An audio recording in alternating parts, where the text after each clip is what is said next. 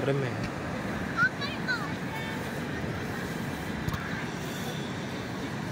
Dia kayak naik yang kayak itu.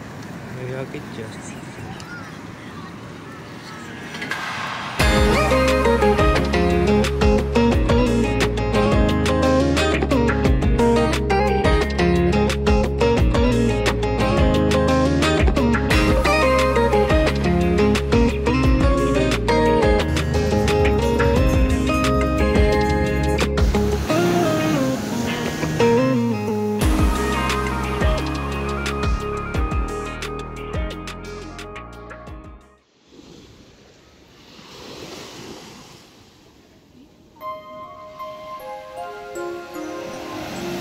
Hey mga ka-vlog, welcome to our Gala Vlog 5. Samahan nyo kami sa isa na namang travel adventure dito sa Santo Rosario, Iba, Zambales.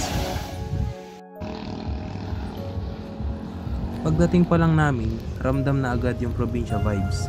Tahimik, presko ang hangin, super friendly na mga tao.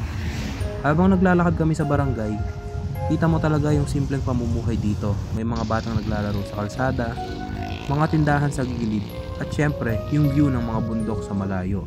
Hello guys! So, papunta kami sa palengke, naglalakad.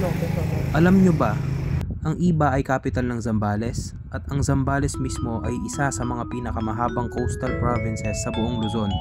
May higit 170 kilometro ng shoreline mula norte hanggang sur.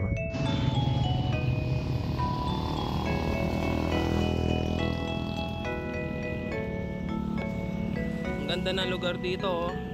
Probinsyang probinsya. Nandito kami ngayon sa Santo Rosario, Iba, Zambales. Dito sa Santo Rosario, makikita mo ang mga beaches na hindi pa masyadong crowded. Malinis ang tubig, pino ang buhangin, at sobrang peaceful ng paligid. Perfect para sa mga gusto ng quiet escape. Walang masyadong turista, puro nature lang. At syempre, hindi kumpleto ang trip kung walang beach time. Isa sa mga best parts ng Iba, Zambales ay ang mga malilinis at tahimik na beaches. Ang ganda ng puting buhangin at ang dagat, sobrang linaw.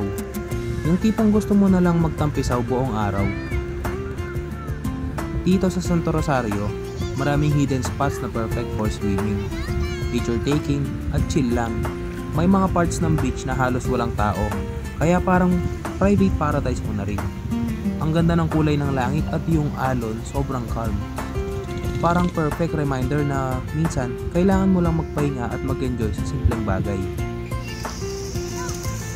So kung hanap mo ay good vibes, nature at simpleng pahinga, tara na dito sa Santo Rosario, Iba, Zambales. Promise, sulit ang biyahe, sulit ang experience. Goodbye mga ka-vlog.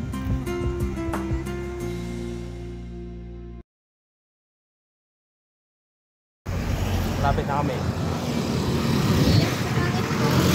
Hindi man?